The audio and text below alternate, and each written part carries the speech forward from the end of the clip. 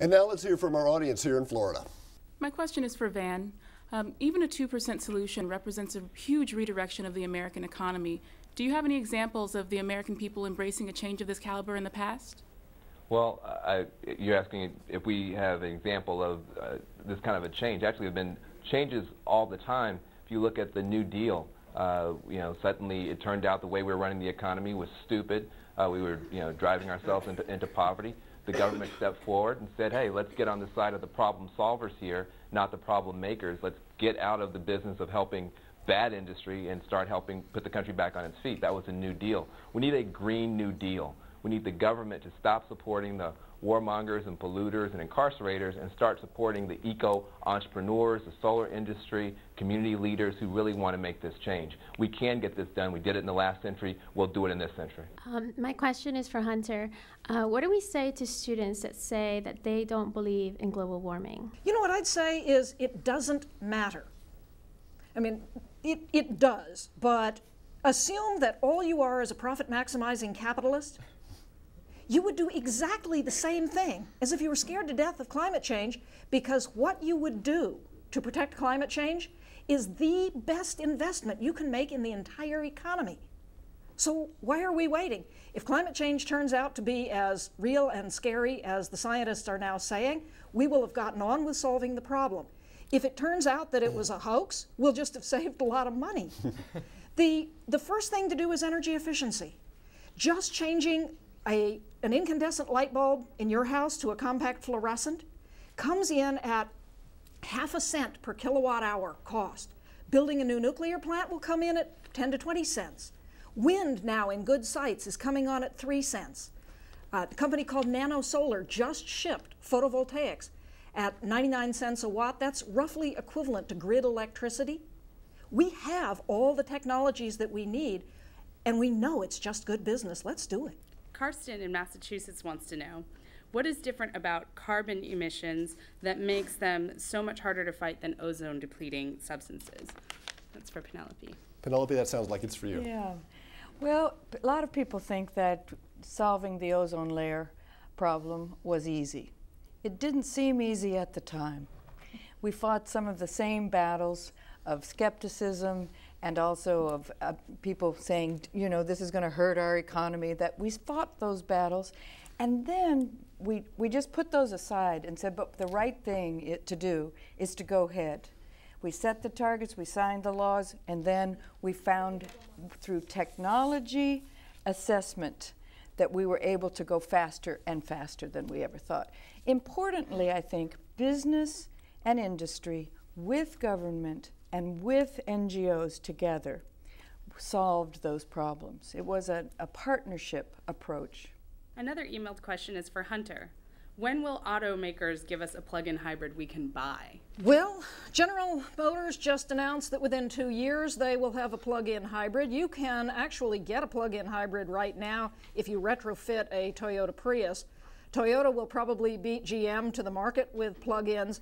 And plug-in hybrids are, I think, a very good solution. I'm going to buy one just as soon as they're on the marketplace. So Hunter, tell us why this works. I mean, if you plug your car in at night, aren't you creating pollution out of a coal plant somewhere?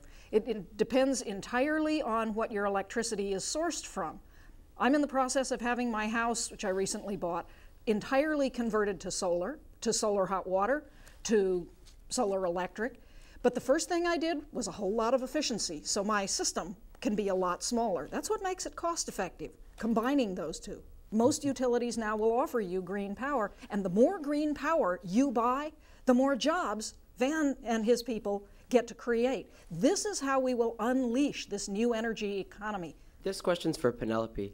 What has the U.S. done as a leader in ozone layer protection that will guide us in the future in this challenge? I guess the United States was particularly involved in the Technology and Economic Assessment Panel, that process that brought together industry and government that I was talking about a few minutes ago.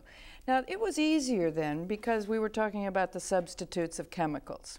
And that was we could find new chemicals. And we're talking now about the lifeblood of the world economy, But we're also saying that there are investment opportunities that are going to make sense for us to be getting out of the pickle that we're in, and that is a burning planet. Lauren Bandit and I didn't get this last name, want to know how public schools can help stop global warming. Public schools can help stop global warming. Well, let's throw this back to Van. Do you have any ideas, Van? Well, sure. I mean, one of the things that we've got to be clear about is that the generation that's coming through our public schools now will be that generation that turns the corner for the country. So we've got to help them get a green mindset, but also we got to help them get a green skill set. And some of them will be scientists, some of them will be in the vocational trades. The most important thing I think we can do is turn every classroom in this country into a permanent teach-in on how it is that we turn our society around, stop being a world leader in pollution and become a world leader in solutions. We can do edible schoolyards. We can do solar installations in our schools. Let the children, let the students, let the young people have hands-on experience with greening their school. They also will then have the opportunity to springboard from that to greening the country. British Columbia Hydro, the utility in British Columbia, some years back worked with schools to teach kids how to retrofit their high schools. They produced a CD on what you would do to fix up your school and then how to take that information home. This is, again, the best investment that a school district can make. These savings have 100%, 200% return on investment every year. Yeah, and we're also seeing a very widespread green schools movement. I think Yes. that in virtually every state, there's parents and teachers who are organizing to try and create that sort of a movement within the public schools. Gabrielle wants to know, how can the younger generations get involved with their communities to fight climate change? Maybe Praveen could answer? Well, you can do several things. You can start with your campuses, and I've mentioned a lot of examples of things students have done on their campuses. You can work with your community, your church. Get as many folks as you can involved with this issue. This is not an issue that affects just environmentalists, white liberals, or people who like the outdoors.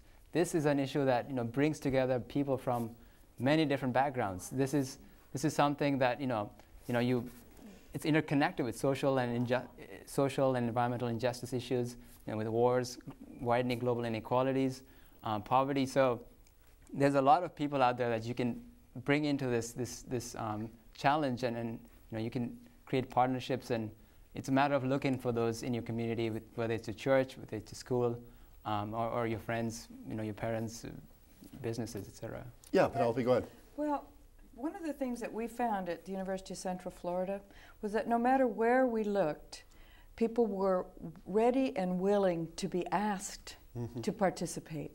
It wasn't a hard thing to organize people for Focus the Nation. It was actually almost a joy. And people saying, oh, finally, somebody's saying, let's get our act together. So I think that the young people, if you're talking about middle school students, if they say to their teachers or to their parents or to their parents in their jobs, Mom, Dad, I'm proud of you, or what are we doing? I mean, there's just a movement. There's an aliveness that seems to be rampant in the United States right now, and it's a very exciting time. Well, go ahead, Hunter. My students at Presidio School of Management are working with me on a program called Solutions at the Speed of Business. We're taking a manual that we've written at Natural Capitalism Solutions on what small business people can do to cut their energy bills and increase their profitability, and porting it into a very exciting distance learning platform. And by probably summer, this will be available on the web for small business people. Business people are half the economy, small business people.